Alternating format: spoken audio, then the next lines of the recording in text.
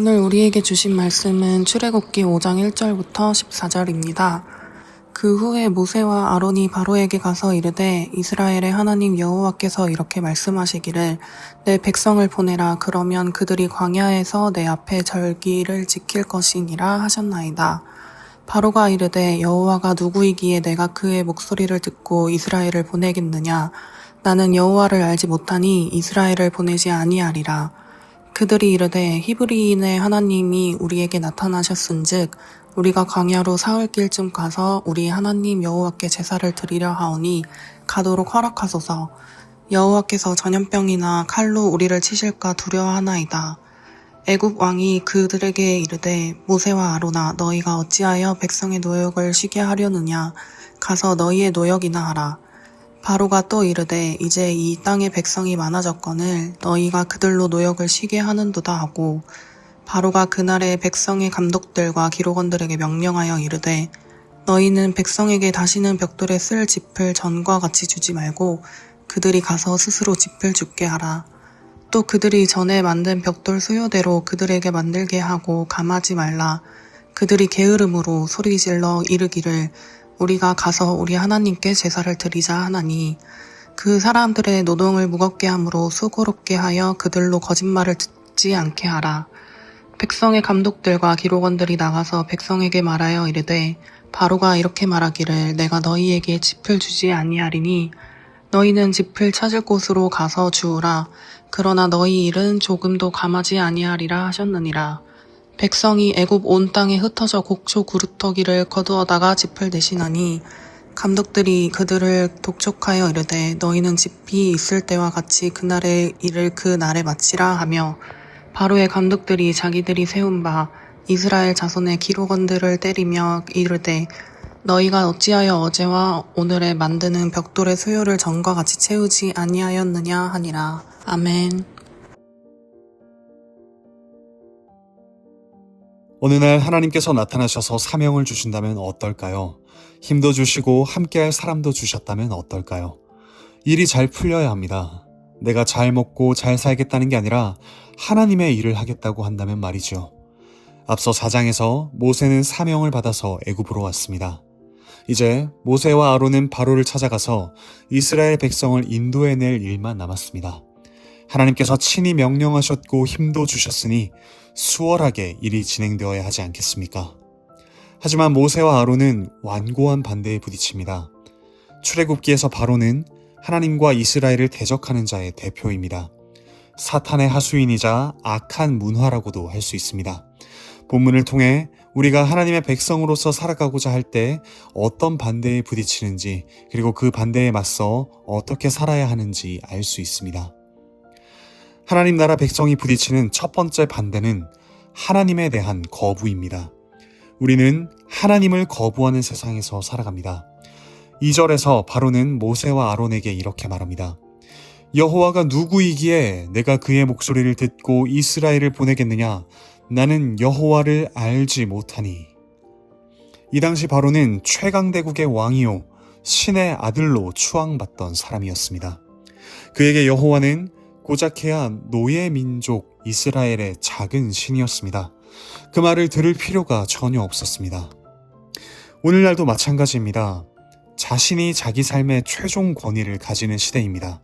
나의 생각, 나의 감정, 나의 선택을 넘어서는 권위를 인정하지 않습니다. 나를 넘어 나의 삶에 대해 최고의 권위를 가진 하나님이 계신다고 고백하면 바보나 맹신자 취급을 받기 일쑤입니다. 아니면 눈에 보이는 방식으로 영향력을 행사하는 다른 이들이 신으로 여겨집니다. 돈과 권력과 명성을 가지고 나의 생계와 평판에 영향을 줄 수 있는 이들, 그들의 말을 따를 수밖에 없습니다. 돈과 권력, 명예 자체를 숭배하기도 하죠. 이처럼 하나님에 대한 거부는 하나님의 백성이 반드시 부딪히는 문제입니다. 하나님에 대한 거부에 부딪혀 본 적이 없다면 자기 자신이나 다른 무언가를 신으로 섬기기 때문일지도 모릅니다. 하나님을 입맛에 맞게 길들였기 때문일지도 모릅니다. 전혀 위협이 되지 않는 하나님, 변화와 도전을 전혀 일으키지 않는 순한 하나님, 필요할 때만 찾는 하나님이 우리의 하나님은 아닐까요? 하나님을 하나님으로 고백하며 섬깁시다. 중요한 결정 앞에서 하나님의 말씀과 그분의 뜻을 최고의 기준으로 삼읍시다. 그때 우리 안팎의 바로가 끊임없이 우리에게 반문할 것입니다.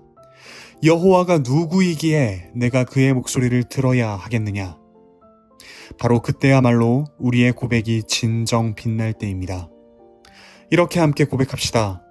주는 선하시기에 좋은 것을 주십니다. 주는 전능하시기에 좋은 것을 주실 수 있습니다. 주는 지혜로우시기에 저의 모든 판단과 계획을 넘어 가장 좋은 때에 가장 좋은 방법으로 가장 좋은 것을 주십니다. 이름이 거룩히 여김을 받으시오며 나라가 임하시오며 뜻이 하늘에서 이루어진 것 같이 땅에서도 바로 내 삶에서도 이루어지이다. 하나님을 거부하는 세상에서 우리는 두 번째 반대에 부딪힙니다. 예배에 대한 조롱입니다. 하나님 나라 백성으로서 우리는 예배에 대한 조롱에 부딪힙니다. 바로는 모세와 아론의 말을 듣고 이스라엘의 노역을 더 무겁게 만듭니다. 그리고 8절에서 이렇게 말합니다. 그들이 게으름으로 소리질러 이르기를 우리가 가서 우리 하나님께 제사를 드리자 하나니. 지금 할 일이 얼마나 많은데 예배는 무슨 예배냐는 말입니다. 오늘날도 마찬가지입니다. 5일간 열심히 일했으면 일요일에는 여행도 가고 뭔가 도움이 되는 일을 해야 하지 않을까요?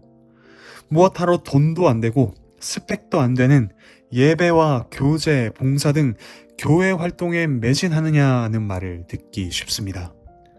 어쩌면 우리 자신도 그런 생각을 할지도 모릅니다.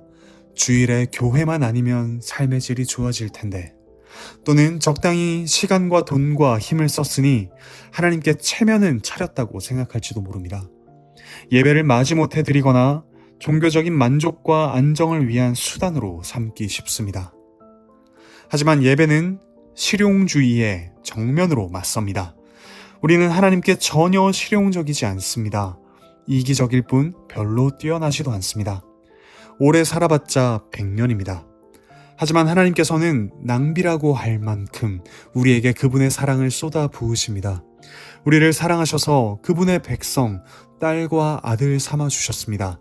바로 그 하나님을 만나고 높이는 자리가 예배입니다. 그러므로 예배는 영원히 유익한 일입니다. 우리의 창조주, 구원자, 삼위일체 하나님을 만나는 교제이지요. 모든 소유를 다 팔아서라도 참여해야 할 가치 있는 일입니다. 우리를 위해 부지런히 일하시는 하나님을 만나는 일이기에 가장 부지런히 참여해야 합니다. 서문교회 성도 여러분, 그러므로 이 예배를 삶의 중심으로 삼으십시오. 우리는 고귀하고 좋은 사람을 만나는 걸 기뻐하고 힘씁니다. 하물며 우리를 사랑하시는 하나님을 만나고 형제자매와 교제하는 예배는 어떻겠습니까? 이 예배를 기뻐합시다. 나아가 예배에서 얻은 힘으로 일상을 더욱 힘있게 살아갑시다. 하나님께서 주시는 생명을 누리는 사람만이 참으로 부지런하게 하나님께서 창조하신 세상을 가꾸어 갈 수 있습니다. 마지막으로 우리가 부딪히는 반대는 일상의 왜곡입니다. 우리는 왜곡된 일상을 마주하며 살아갑니다. 10절에서 바로의 명령을 받은 관리인들이 말합니다. 바로가 이렇게 말하기를. 이 표현은 1절에 하나님 여호와께서 이렇게 말씀하시기를 이라는 표현과 형식이 같습니다. 선지자들이 하나님의 말씀을 전할 때 쓰던 표현입니다. 하나님 대신에 바로를 넣은 말입니다. 바로를 신격화하는 말이죠. 바로가 모든 것을 주관하는 그 세상의 신앙 고백입니다. 오늘날도 하나님을 하나님으로 예배하지 않는다면 다른 것들이 그 자리를 대신합니다. 학벌, 경제력, 자녀들의 성공, 외모와 같은 것들이 우리 삶의 의미를 결정해 버립니다. 그러한 신이 다스리는 세상은 어떤 곳이 됩니까? 12절부터 일어나는 일들을 보십시오. 불합리한 학대가 일어납니다. 사람을 사람답게 존귀하게 대하지 않습니다. 경제 생산을 위한 수단으로 삼을 뿐입니다. 이웃이 사랑의 대상이 아니라 자기 사랑을 위한 수단이 됩니다. 어쩌면 우리도 이 세상이 신처럼 섬기는 그러한 우상의 기준을 따르고 있지는 않을까요?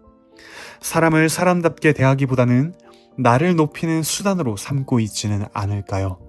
그렇게 하지 않으면 뒤처지고 무시당할 거라는 두려움이 있지는 않으신가요? 오직 하나님을 하나님으로 높이며 예배에서 하나님께 사랑과 생명을 받는 이들, 바로 우리만이, 이렇게 예배하는 이들만이 왜곡된 일상을 참으로 회복할 수 있습니다. 하나님께서 세상을 창조하시고 다스리시며 사람을 하나님의 형상으로 지으셨다는 사실을 분명히 믿기 때문입니다. 죄로 죽은 우리를 하나님이 존귀하게 회복시키셨음을 고백하기 때문입니다. 그리고 바로 내가 그러한 하나님의 사랑을 받았기에 그 사랑으로 이웃도 사랑할 수 있습니다. 사랑하는 형제자매 여러분, 일상에서 이웃을 하나님의 형상으로 대하시길 바랍니다. 그 이웃 사랑이 우리의 신앙 고백입니다. 사람을 지으신 하나님을 경외하는 구체적인 모습이지요. 우리를 노예로 삼을 뿐인 우상들을 신으로 모시지 맙시다. 우리를 사랑하사 회복시키시는 하나님을 높입시다. 그 하나님의 통치를 받으며 이웃을 참으로 사랑하는 우리가 됩시다. 말씀을 맺겠습니다. 하나님의 백성은 이 세상에서 반대에 부딪힙니다. 하나님에 대한 거부, 예배에 대한 조롱, 일상에 대한 왜곡입니다. 이 모든 반대는 우리 힘으로 극복할 수 없습니다. 과거 하나님께서는 이스라엘을 위해 모세를 구원자로 보내셨고 이제 우리 모두를 위해 예수 그리스도를 구원자로 보내셨습니다. 그분에 대한 반대가 극에 달한 곳이 바로 십자가입니다. 하지만 바로 거기서 그리스도께서는 그 모든 반대를 이기셨습니다. 부르짖어도 응답 없으신 하나님을 끝까지 신뢰하셨습니다. 아버지, 내 영혼을 아버지께 부탁하나이다. 죽음과 조롱 앞에서도 끝까지 하나님을 예배하셨습니다. 다 이루었다. 그분을 멸시하는 이들을 끝까지 사랑하셨습니다. 아버지, 저들을 사하여 주옵소서. 이제 우리는 저 바로나 세상 그 어떤 것보다 강하신 그리스도의 백성입니다. 그 어떤 반대도 우리를 그분의 손에서 빼앗을 수 없습니다. 그 어떤 반대 앞에서도 끝까지 하나님 나라의 백성으로 그리스도 안에서 신실하게 살아가시길 바라고 축복합니다.